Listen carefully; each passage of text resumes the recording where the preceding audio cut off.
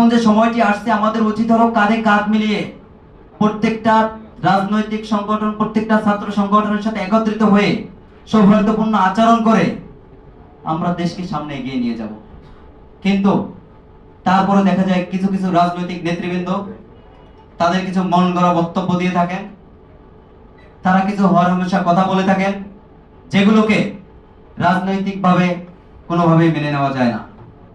আমরা যেটা দেখেছি, আমাদের জুলাই গণঅভ্যুত্থানের প্রধান নেতৃত্ব নাহিদ ইসলাম সাহেব, তিনি সেদিন সংসদে দাঁড়িয়ে বলেছেন ছাত্র অধিকার পরিষদের নাম, কিন্তু বিগত 1-1.5 বছরে আমি সাব্বির ছাত্র অধিকার পরিষদের নাম তার মুখে আজ পর্যন্ত শুনিনি।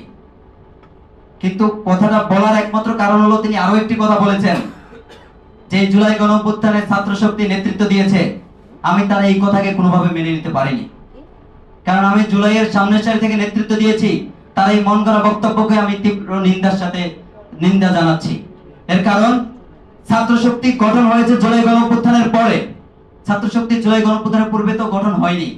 তাহলে সে কিভাবে মহান সংসদে দাঁড়িয়ে এরকম একটি মিথ্যা কথা বলতে পারে? তিনি জনগণের ম্যান্ডেট নিয়ে সংসদে গিয়েছেন।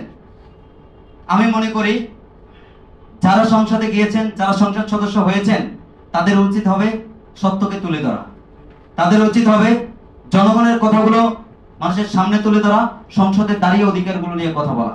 কিন্তু এই তেলমারা রাজনীতি এবং সেই তেলমারা রাজনীতির জায়গায় গিয়ে সে তার দলকে মানুষের সামনে আরো বেশি করে উপস্থাপন করার জন্য ভুল উপস্থাপন, এটা কখনো মেনে নেওয়া যায় না।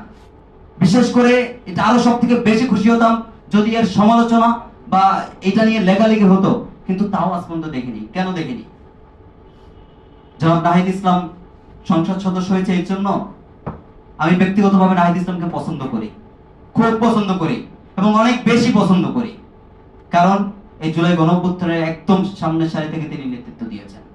তার নেতৃত্বে বলা চলে জুলাই গণঅভ্যুত্থান সুসংগঠিত হয়েছে। 1 দফার ঘোষণা তিনি দিয়েছেন, আমি তাকে কখনো অস্বীকার করতে পারি না। কিন্তু এই বলে এই নয় যে আমি তাকে আবার সে যে ভুলটা করবে সেই ভুলের সমালোচনা করতে পারবো না।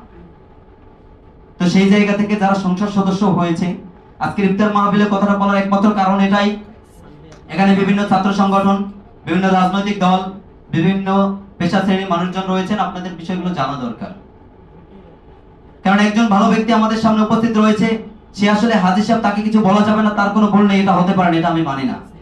আমার রাজনৈতিক ক্যারিয়ারে আমি কখনো বিভিন্ন নুরু যদি কোনো ধরনের ভুল করে থাকেন, আমি সেখানে একা দাঁড়িয়ে প্রতিবাদ করেছি।